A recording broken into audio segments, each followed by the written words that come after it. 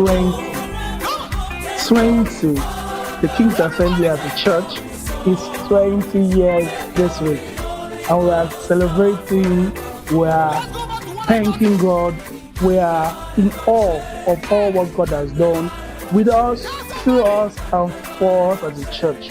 You know, what started as a vision given to one man, our pastor, Pastor Ugoh, has now translated to a vision that has helped so many lives be transformed, be changed, and just have a new direction onto what God is calling them to do. If you are watching me now, you probably might be one of those people that never knew any other church outside of this, or you came into the King's Assembly and you were like, I think this is home. All what that's given us has just been a shared God's grace and God's mercy. That's why we're here. And we're happy and we're celebrating. And we're not just celebrating because we're 20, we're celebrating grace and we're celebrating mercy. Grace and mercy. Talking about grace and mercy, do you know there was a man in the Bible? He was a good man before he came to life. As he was growing up, he realized that his father and those who were in his nation, they were serving idols. And he made up his mind that he wouldn't toe that path. Even from a young age, he loved God, he trusted God, and he wanted to be a servant of God who followed God's instruction in spirit and in truth and of truth. When he became king of the nation where he was, because this guy was a prince, he removed and abolished every idol worship in his town.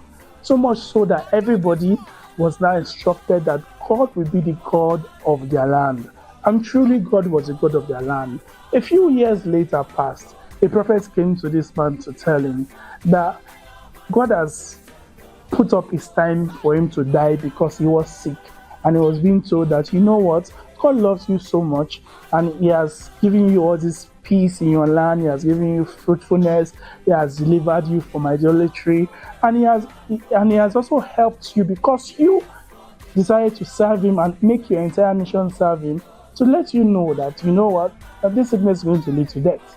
So put your house in order, which is mainly fair if you think about it for a lot of people, to be aware that, okay, maybe in a short time we are going to pass to go be with the Lord. But you know what this man did? He decided that, you know what, God is a good God, so I can ask him for more years. And he did just that. He turned his face to the wall and he prayed, asking God that, please give me more years to just still be here and do more good for your love, for your kingdom and for the land. And God granted his request. I mean, God was the one that said, okay, this sickness will kill you. And he said, Lord, can you give me more years? And God granted his request. God told the same prophet who came to tell him that he should put his house in order to go back and tell him that you have 15 more years added to your years just because you requested for it. And that's what mercy and grace does. It's an example of grace and mercy. And that's kind of thing that we've enjoyed as a church. We've come over the last 20 years. We've prayed for miracle and we've seen miracles. Body has been healed. We've seen mothers who didn't have children for 10, 15, sometimes longer than that.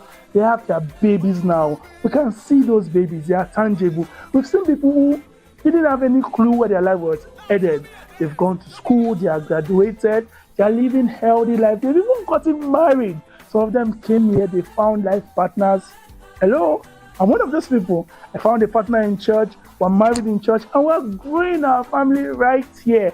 All because there's a community of people who said they love God, they need God, but more so because of God showed us grace. God showed us mercy. God became kind to us. God became the God who have said that, you know what?